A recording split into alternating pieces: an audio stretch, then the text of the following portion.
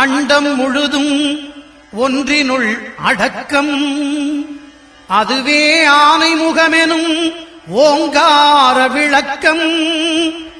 சுழலும் கோள்கள் அவன் சொல் கேட்கும், அவனை தொழுதால் போதும் நல்லதே நடக்கும்.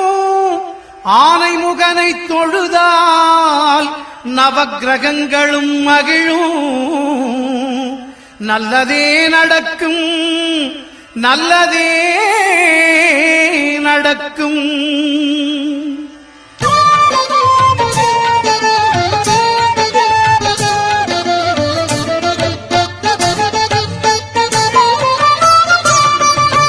ஒன்பது கோளும் ஒன்றாய் காண அங்கு கற்பகம் என்னும் கடவுளின் மெய்யில். ஒன்பது கோளும் ஒன்றாய் காண அங்கு கற்பகம் என்னும் கடவுளின் மெய்யில். சூரியன் முதலாய் 9 கிரகமும் பலவித குணங்களை கொண்டிருக்கும். எங்கள் கற்பக தருவில் அவை வரும்போது ஒன்றாய் சேர்ந்து பலனளிக்கும்.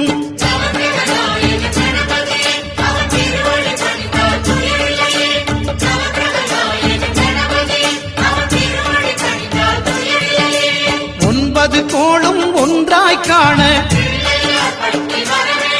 அங்கு கற்பகம் என்னும் கடவுளின் மெய்யில்.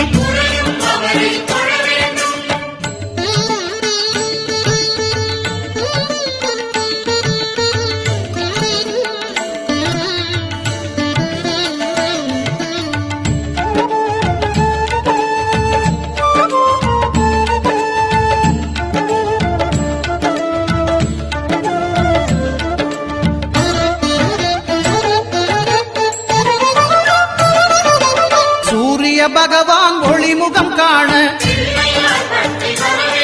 அங்கு கற்பக தருவின் நெற்றியில் மலரும். சூரிய பகவான் ஒளிமுகம் காண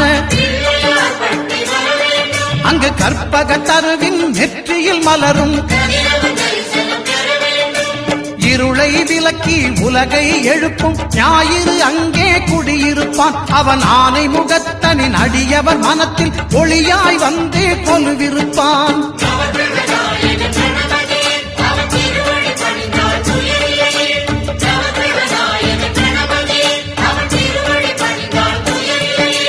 ஒன்பது கோளும் ஒன்றாய் காண